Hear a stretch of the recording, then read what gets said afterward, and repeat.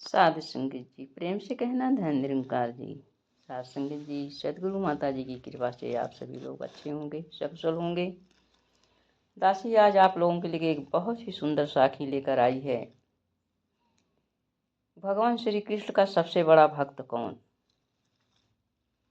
साधु संगत जी, एक बार अर्जुन को अहंकार हो गया कि मैं भगवान श्री कृष्ण के साथ ही रहता हूँ, इनकी सेवा शुश्रूषा करता हूँ, मैं ही इनका सबसे बड़ा भक्त हूँ। भगवान श्री कृष्ण उनके मन की बात को भांप लिए कि अर्जुन को अहंकार हो गया। फिर वो अर्जुन से बोले, चलो अर्जुन, आज हम लोग घूम आए। जाते जाते टहलते टहलते ऐसी जगह पर पहुंचे कि जहाँ पर एक गरीब ब्राह्मण दिखाई पड़ा। वो गरीब ब्राह्मण जो था सूखी घास खा रहा था। अर्जुन को देखकर बड़ा आश्चर्य हुआ। सूखी घास खा रहा था और बगल में उसके बहुत तेज तर्रार तलवार नीचे तक लटक रही थी। अर्जुन ने पूछा, ब्राह्मण देव, आप अहिंसा के पुजारी हैं, हिंसा ना हो इसलिए आप सूखी घास खाते हैं, लेकिन हिंसा करने वाली ये तेज तर्रार तलवार आपके कंधे से लटक रही है, इसका क्या मतलब है। ब्राह्मण देव ने कहा, मैं 4 लोगों को ढूंढ रहा हूँ, उनसे मैं बहुत क्रोधित हूँ, अगर वो मिल जाएंगे तो उनको मैं मार डालूंगा। अर्जुन ने पूछा, ब्राह्मण देव, वो 4 शत्रु आपके कौन हैं। ब्राह्मण देव ने कहा, पहले शत्रु तो मेरे नारद जी हैं,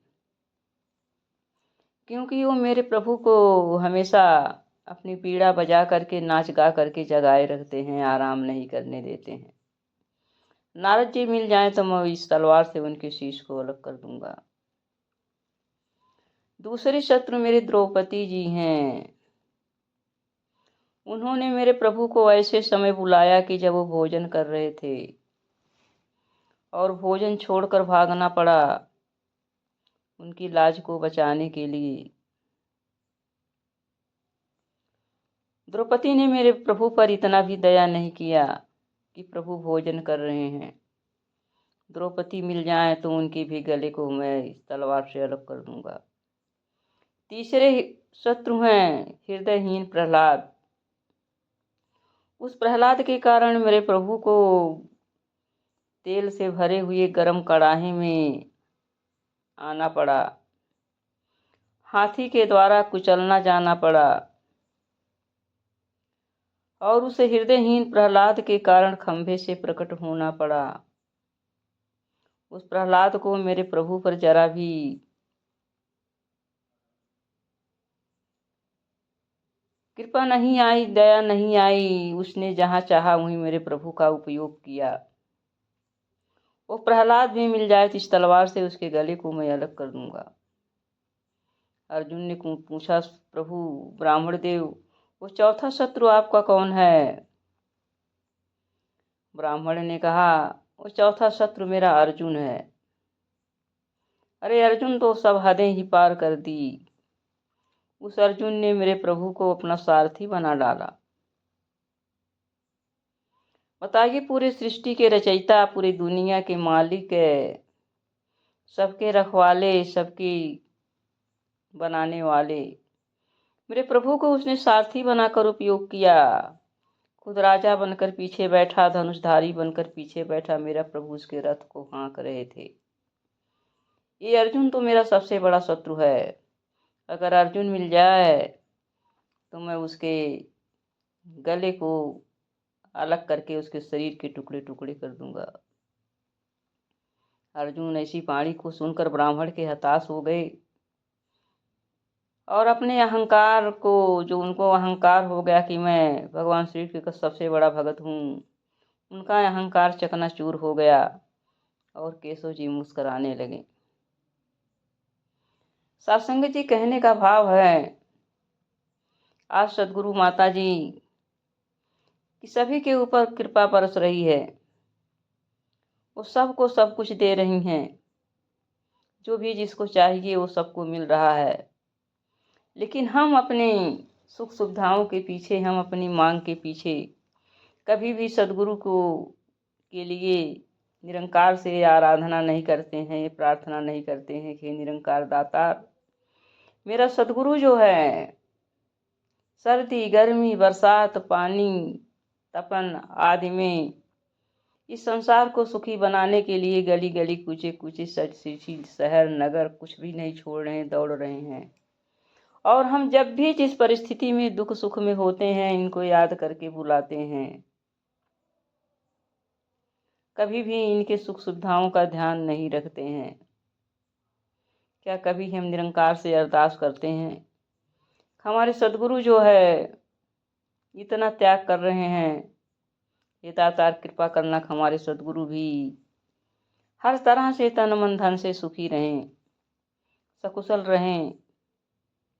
क्या कभी हम ध्यान करते हैं कि हमेशा तो हर पल मांगते ही रहते हैं, हमारी आवश्यकताएं ही नहीं पूरी होती है। क्या सद्गुरु के लिए कभी निराकार से मांगते हैं? सद्गुरु जो है कब सोते हैं कुछ पता नहीं है। अभी दासी विचारों में सुन रही थी, तेज विचार आ रहा था कि राजपिता जी बता रहे थे कि 18 घंटा उन्होंने लगातार यात्रा किया और उस 18 घंटे में बताइए कब सोए होंगे।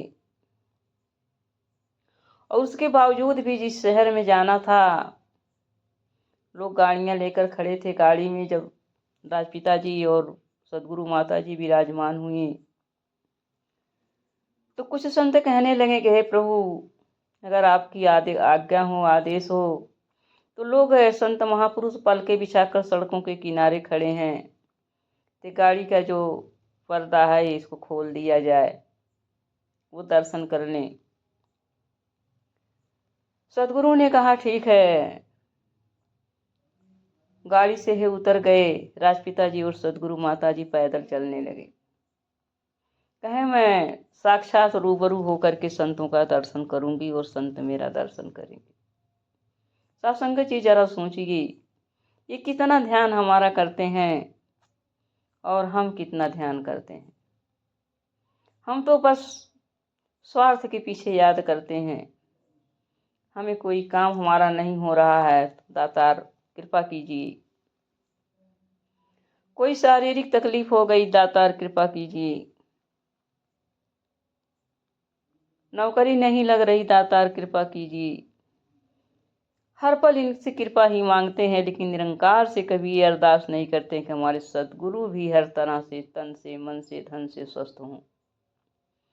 कभी भी नहीं सोते हैं। ये स्टेज विचार खत्म होता है तो विश्राम के लिए जाते हैं तो 10 मिनट भी विश्राम करने नहीं पाते हैं। संतों की लाइन लगी रहती है दर्शन के लिए, अपने अपने दुखड़े समस्याओं को सुनाने के लिए। सद्गुरु सोते नहीं हैं, उनकी समस्याओं को उनके दुखड़ों को सुनते हैं। आइए साथ संगत जी, अगर हमें प्रभु से प्रेम है, अगर हमें परमात्मा से प्रेम है, सद्गुरु से प्रेम है, वास्तव में उस ब्राह्मण देव की तरह प्रेम है, हमें इनके भी सुख सुविधाओं का, इनके भी सुख का, इनके भी शारीरिक सुख का ध्यान रखना होगा। केवल अपनी ही मांग हम सामने ना किए रहें।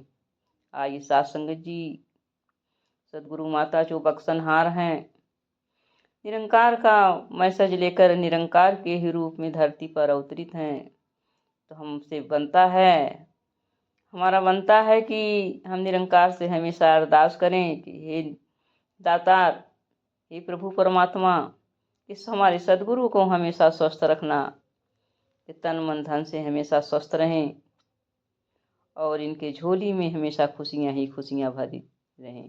प्यार से कहना, धन निरंकार जी।